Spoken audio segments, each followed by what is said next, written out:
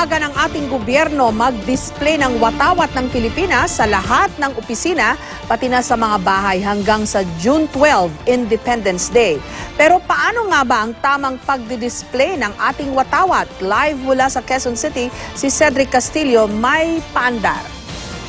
Jessica, pagdating sa maling handling ng ang Philippine flag, medyo mabait naman daw yung ating batas, ano? Lalong-lalo na kung hindi naman masyado itong sinasadya. Pero kung garapalan na raw yung paglapastangan sa ating watawat, ay posibleng pagkakakulong at malaking multa ang idulot nito.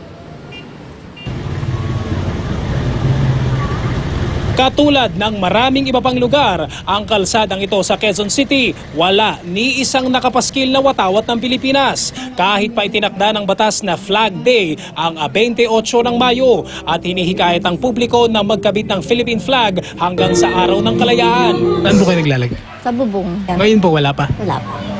Kailan po kayo maglalagay? Sa June 12. June 12 naglalagay po talaga kayo?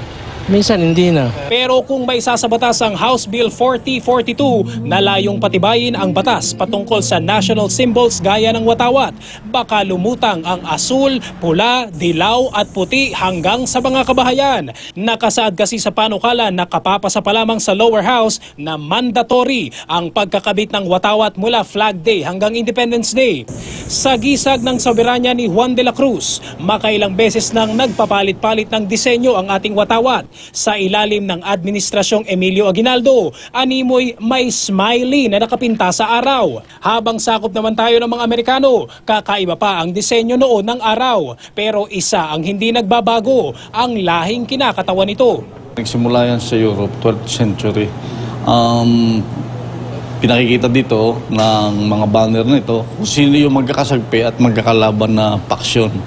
Marunong na mga Pilipino na mag-display ng flag sa mga, lalo sa mga bangka at saka sa mga grupo-grupo din ng bawat isla. Ang haba ng watawat, dapat doble ng lapad nito. Ang tatsulok na kulay puti, dapat equilateral o pare-pareho ng sukat ang bawat bahagi. Sa unang nota pa lang ng ating lupang hinirang, dapat mabilis na itataas ito. At kung ibababa naman, dahan-dahan siya, last note, saka pa lang dapat mahawakan. 5 hanggang 20,000 pisong multa at hanggang 1 taong pagkakakulong ang parusa sa paglapastangan sa watawat.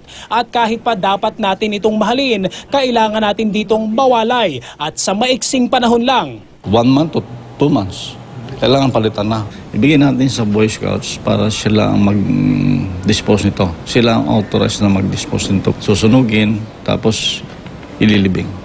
Simple lang naman ang usapan. Ikaw, ako, tayo ang isinasagisag ng watawat ng Republika ng Pilipinas. Papayag ka ba namang ang sisimbolo sa iyo ay telang gutay-gutay o nanggigitata?